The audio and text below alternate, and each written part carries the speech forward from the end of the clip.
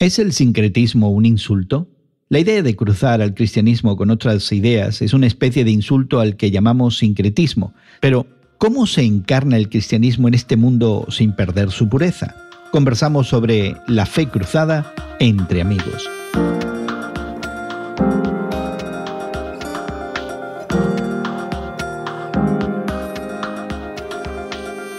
Gracias por acompañarnos entre amigos, esta conversación semanal con Guillermo Serrano, Elsa Mazón y tu servidor Jesús García sobre la fe cristiana y su interacción con el mundo contemporáneo.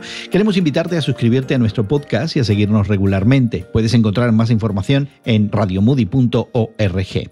También puedes conectarte con nosotros en Twitter, somos Tus Temas de Hoy. Tus Temas de Hoy en Twitter y más información, como hemos mencionado, en radiomoody.org.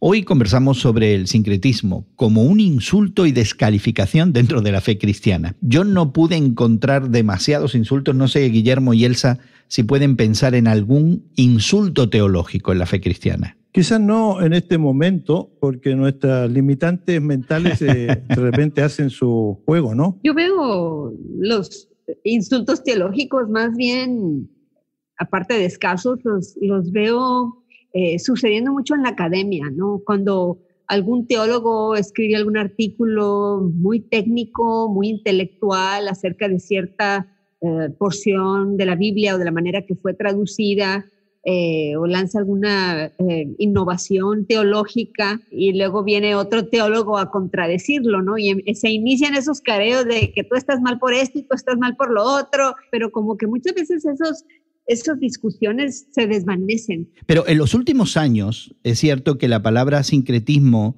se ha convertido en esos términos que son un tanto despectivos, ¿verdad? Negativos, sí. Sí, negativos. Y no necesariamente son expresados así, eres un sincrético, esta es una idea sincrética, pero decimos, bueno, tu fe no es pura. No es sana tu doctrina o eso no es espiritual. Es decir, usamos una serie de eufemismos para evitar ese insulto, especialmente algunos que somos pasivo-agresivos, ¿no? Y entonces consideramos un artículo en el día de hoy entre amigos donde el profesor Ross Kane, profesor de Teología y Cultura del Seminario Teológico de Virginia, que nos invita a pensar en el sincretismo como insulto y su uso en el pensamiento cristiano occidental. Cuando hablamos de sincretismo, ¿de qué estamos hablando? Pero la palabra sincretismo, sincrético, habla de una integración de cultura o de religiones o de ideas que más o menos marchan de acuerdo, haciendo los acomodos propios, ¿no? Entonces esto lo llevamos al campo, por supuesto, de la religión, y ahí nos encontramos con muchas sorpresas al encontrar muchas de estas cosas en las iglesias modernas. Pero es muy interesante este artículo que habla del suajili, que a mí me llamó poderosamente la atención porque es un idioma africano, hablado por muchas personas y que parece ser un medio cultural bastante común. Dice que hay 2 palabras para inculturación y el contraste entre ellas retrata los desafíos del sincretismo al mismo tiempo que proporciona un camino a través de ellos. Una palabra para inculturación es utamadunicho, que indica importar algo extraño a una cultura. Cuando el cristianismo entra en un nuevo lugar, es comparable a una mercancía. La otra palabra para inculturación es unwilisho, traducido literalmente, significa hacer cuerpo. Toma la palabra suajili para cuerpo y la convierte en un verbo. Yo estoy realmente muy impresionado que se utilice este idioma africano para hablar del sincretismo con estas ideas que ahora lo dejan más claro en mi propia mente, ¿no? Pero realmente el autor de este artículo, Guillermo, pone estos ejemplos del suajili cuando realmente de lo que está hablando es del concepto, por un lado, de contextualización, es decir, que el evangelio de alguna manera y el mensaje de la fe cristiana se encarna en la cultura, es relevante a la cultura, le habla a esa cultura. Y por otro lado, sí, la palabra sincretismo, que es la mezcolanza o eliminar la pureza de lo que pudiera ser el mensaje original del evangelio. Así que estos 2 conceptos que él trae del suajili realmente son conceptos que se han manejado en la teología ya por algún tiempo. Como dices tú, Gerson, una cosa es la contextualización y muchas veces se hace en el proceso de evangelización intencionalmente, ¿no? En otras ocasiones creo que el sincretismo sucede muchas veces de manera involuntaria, ¿no? Con el convivir de las personas que traen el evangelio, convivir sincero de día con día, con personas de otra cultura que no conocen el evangelio de Jesucristo. Pero creo que involuntariamente el sincretismo sucede incluso en esos lugares donde la fe cristiana reformada se está practicando. Por ejemplo, cuando empezamos a adquirir ciertas formas de vivir que consideramos que son cristianas en oposición a la cultura general. Por ejemplo, el tomar vino. El tomar vino en una cultura como la cultura latinoamericana, estoy hablando de la cultura general, es algo aceptable cuando lo estás haciendo en moderación y en compañía de tus familiares, tus amigos, acompañando una buena comida, pero nos llegan entonces, ¿verdad?, misioneros de los Estados Unidos, de lugares donde las culturas vienen más de la época puritana y nos dicen que el vino en su totalidad está mal tomarlo. Entonces nos ponen a rajatabla el no tomar vino cuando en la Biblia Jesucristo mismo convirtió el agua en vino y él mismo se presenta como tal. Entonces creo que hay maneras en que debemos de evaluar honestamente, con honestidad y objetividad, hasta donde se pueda, cómo nuestra misma fe ya tiene sincretismos integrados. Ya, y esta es una crítica poscolonialista la que hace el artículo, cuando la palabra sincretismo, o sea, esta mezcolanza de ideas, este mestizaje,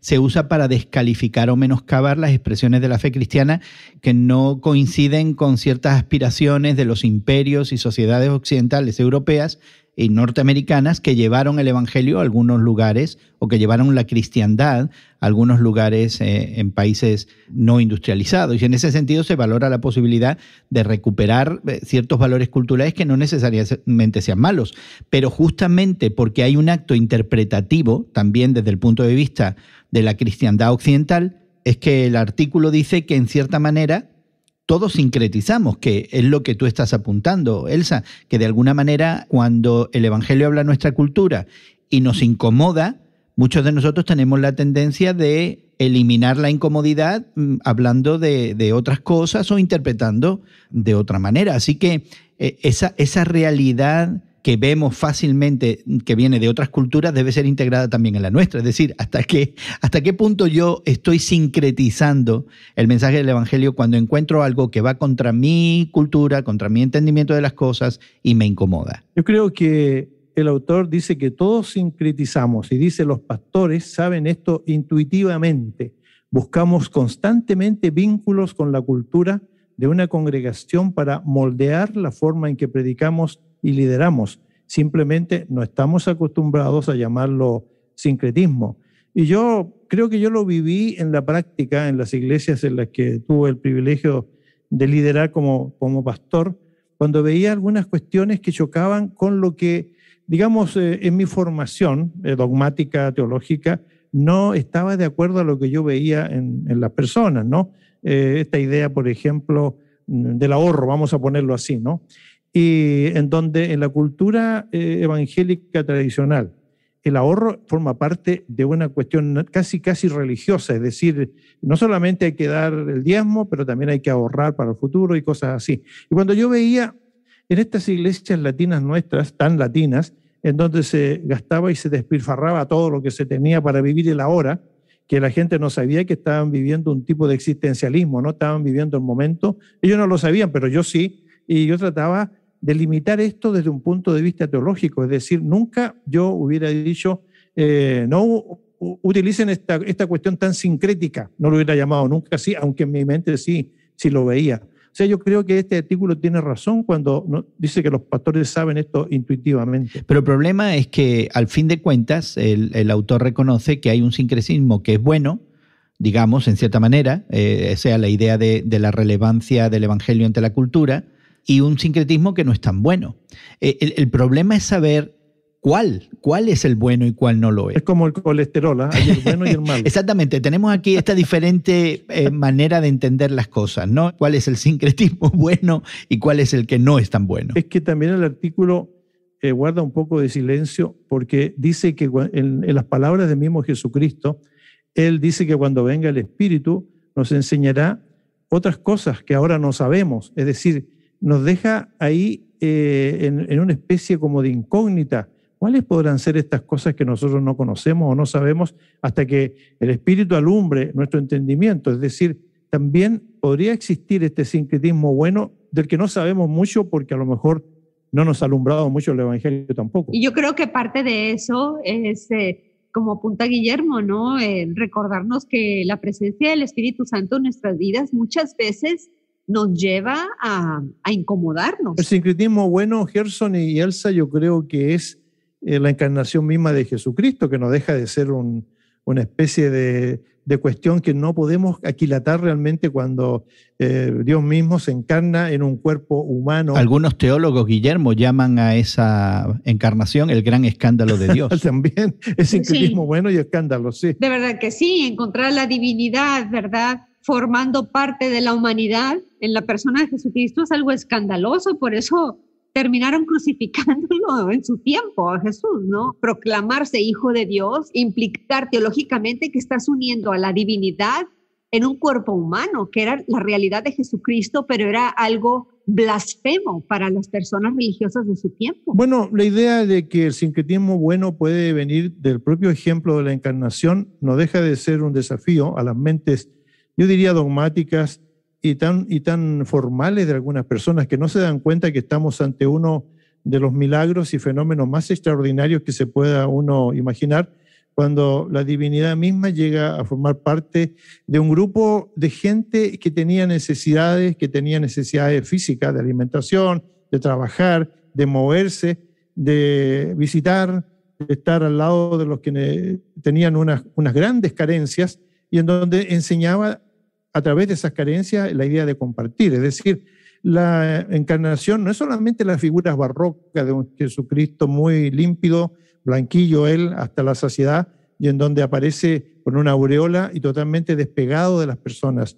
La encarnación es el Jesucristo que vive entre nosotros y que nos dice, ve tú y haz lo mismo, cuando nos encontramos ante desafíos en los que nosotros tenemos también que tomar la iniciativa. Y quizás eso, Guillermo y Elsa, es lo que desbarata finalmente nuestros propios sincretismos, y ahora lo vamos a usar peyorativamente. El responder verdaderamente con una conciencia conectada al Evangelio es algo que nos pone en una posición de tensión y de incomodidad, y no es un camino fácil a seguir. No, no lo es. No es un camino fácil a seguir. Mira, Gerson, yo te digo con toda honestidad, yo siento que en muchas situaciones en nuestras comunidades de fe decimos, vamos a orar ante esta situación difícil, vamos a orar por estas personas, y nos la pasamos orando y orando y orando. Yo no digo que la oración sea mala, es bueno orar, y Dios mismo nos llama a la oración y a estar en comunicación con Él y a tener esa humildad de reconocer que le necesitamos. Pero también hay momentos en los que Dios mismo nos llama a la actuación. Debemos de levantarnos y debemos de hacer las obras buenas, aunque sean difíciles, aunque vayan en contra de lo que nosotros queremos hacer. El Evangelio nos apunta a obrar de acuerdo a lo que haría Jesucristo, ¿verdad? Él mismo nos enseñó eso. Quisiéramos invitarte a que conectes con nosotros y nos des tu opinión y comentarios sobre lo que hemos conversado hoy acerca del sincretismo como un insulto, o la necesidad realmente de contextualizar el mensaje del Evangelio y de encarnar ese mensaje con nuestra propia vida.